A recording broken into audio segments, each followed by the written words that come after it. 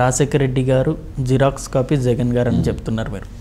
కానీ జగన్ గారు ఇప్పటికీ అవినీతి కేసులు ఆరోపణలో ఉన్నారు, జైలుకి వెళ్ళేసి వచ్చారు 16 months. ఆయనకి ఈయనకి చాలా పొంతన లేదు అని చాలామంది అంటున్నారు. అసలు రాజశేఖర రెడ్డి గారు వేరు, జగన్ గారు వేరు అని చాలామంది అంటున్నారు. దీనికి సమాధానం ఏంటంటే, రాజశేఖర రెడ్డి గారు బతుకున్నప్పుడు ఎలాంటివి జరిగి ఉంటే అసలు ఆయన దగ్గరికి కూడా వెళ్ళలేవాళ్ళు కాదు ఎవరు. ఆయన కొడుకుని ఇబ్బంది పెట్టాలనే ఉద్దేశం అప్పటి నాయకుల్లో ఉండుంటే రాజశేఖర రెడ్డి గారు బతుకున్నప్పుడు ఈ ఆటలన్నీ సాగలేదు. తండ్రికి ఇచ్చిన మాట కోసం, తండ్రిగా లేడు, మన ముఖ్యమంత్రి లేడు, ప్రజానాయకుడు లేడు అనే గుండెలు ఆగిపోయినాయి చాలామందివి. వాళ్ళని పలకరించడం కోసం నేను ఓదార్పుగా వాళ్ళకి మాట ఇచ్చాను. నేను పావురాల గుట్ట దగ్గర ఆ సంస్మరణ సభలో ఆయన చెప్పాడు, నాన్నగారు లేకపోయినా నాన్నగారు బిడ్డగా నేనున్నాను, మీకు ఏ కష్టం వచ్చినా ఒక తమ్ముళ్ళలాగా, ఒక అన్నలాగా, మీ కుటుంబ సభ్యుల్లాగా, మీ కొడుకులాగా నేను ఆదరించుకుంటాను, నేను వస్తాను మీ దగ్గరికి అని చెప్పి ఆయన స్టేట్మెంట్ ఇచ్చాడు. లక్షలాది జనం ఆ రోజున ఉమ్మడి ఆంధ్రప్రదేశ్, అది ఉమ్మడి ఆంధ్రప్రదేశ్లో, ఇటు తెలంగాణలో కానీ ఆంధ్రప్రదేశ్లో కానీ విపరీతంగా జనం ఆ ఓదార్పు అనే మాటకి, ఆయన ఇచ్చిన విలువకి, పేద ప్రజల పట్ల ఉన్న నమ్మకం, వాళ్ళు ఏంటంటే మన నాయకుడు కొడుకు వస్తున్నాడు, మన ఇంటి బిడ్డ వస్తున్నాడు అనుకున్నారు. ఇది ఓరవలేనితనం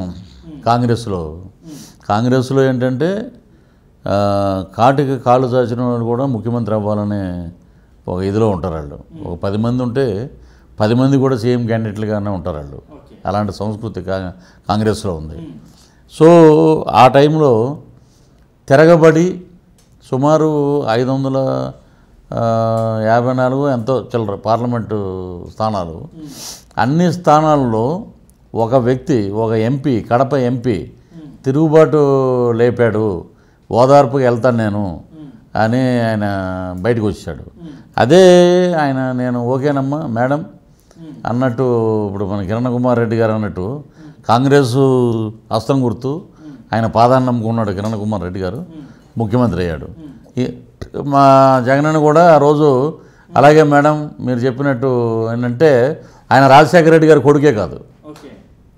టు బి ఫ్రాంక్, నేను పులి గడుపున పులే పుడుతుంది, నేను ప్రజలకు ఇచ్చిన మాట కోసం మడం తెప్పని నైజం, మీరు ఏమైనా చేయండి నన్ను, నేను మటుకు నా మాట వెనక్కి తీసుకోను, ఐఎమ్ గోయింగ్ టు పీపుల్, నేను ప్రజల దగ్గరికి వెళ్తున్నాను అని ఆయన బయలుదేరిన వెంటనే ఇక్కడ ఉన్నటువంటి అధికార పార్టీ, ఆ టైంలో ఉన్నటువంటి కొంతమంది నాయకులు, వాళ్ళు అందరూ అపోజిషన్లు అందరూ కుమ్మక్కై ఈయన మీద కేసులు పెట్టి తీసుకెళ్ళి జైల్లో పెట్టారు. అంత మాత్రాన ఈయనేమి గవర్నమెంట్లో ఇన్వాల్వ్ అయిపోయలేడు, ఇంకో రకంగా ఏ రోజు సెక్రటేరియట్ దగ్గరికి వెళ్ళలేదు, ఏ రోజు ప్రభుత్వాన్ని చేయలేదు, ఏ రోజు ఫైల్స్ మీద సంతకాలు పెట్టమనలేదు. ఇలాంటి లేనిపోని ఆరోపణలు పెట్టి ఆయన్ని లోపల పెట్టి మాట్లాడనివ్వకుండా లోపల పెట్టి ఉంచారు. కుటుంబ సభ్యుల్ని ఎంత ఘోరంగా అవమానించారో ప్రజలందరూ చూస్తూనే ఉన్నారు ఇప్పటికే. సో అలాగా లోపల పెట్టారు. అదే ఆ రోజు ఆయన రైట్, నేను మీకు సెల్యూట్ అని కొట్టుంటే సెంట్రల్ మినిస్టర్ అయిపోయేవాళ్ళు, ఆంధ్రప్రదేశ్ ముఖ్యమంత్రి అయిపోయేవాళ్ళు. కానీ అది మా నాయకుడికి నేను దగ్గర నుండి చూస్తున్నాను కాబట్టి అటువంటి లక్షణాలు లేవు. ఇంకా నేను ప్రౌడ్గా ఎందుకు చెప్తున్నానంటే, మేము సినిమా బేస్ నుంచి వచ్చిన వాళ్ళం కాబట్టి మాకు ఆడియో ఫంక్షన్లో ఏదో ఒకటి సాయంత్రం అయితే, అంటే రోజు అని లేకపోయినా ఏదో ఒక 100 days ఫంక్షను, ఒక 50 days ఫంక్షను, గెట్ టుగెదర్ ఏదో ఉన్నప్పుడు దే అరేంజ్ గెట్ టుగెదర్ అంటే ఏదో పార్టీ లాంటివి అరేంజ్ చేస్తారు. ఎప్పుడైతే మేము వైసీపీలోకి వచ్చామో అటువంటి గెట్ టుగెదర్లు కూడా కట్ చేసుకున్నాం మేము. సో మాకన్నా చిన్నవాడు ఆయన. జగన్మోహన్ రెడ్డి గారిని మేము ఒక నాయకుడికి ఉండవలసిన లక్షణాలు, ఒక జననాయకుడు కావాల్సిన అన్నీ ఉన్నాయనలో. సో ఆయన సిద్ధాంతాలు మనం బయటికి తీసుకెళ్తున్నప్పుడు మనం కూడా నిబద్ధతగా ఉండాలి. నాయకుడు ఏదైతే చెప్పాడో అది పాటించాలి అనేవన్నీ మేము నేర్చుకుంటున్నాం, ఇంకా నేర్చుకుంటూనే ఉంటాం. మరిన్ని ఇంట్రెస్టింగ్ వీడియోస్ కోసం మా సోషల్ పోస్ట్ ఛానల్ కు సబ్స్క్రైబ్ చేసుకోండి. ఇన్స్టెంట్ అప్డేట్స్ కోసం కింద ఉన్న బెల్ ఐకాన్ ప్రెస్ చేయండి.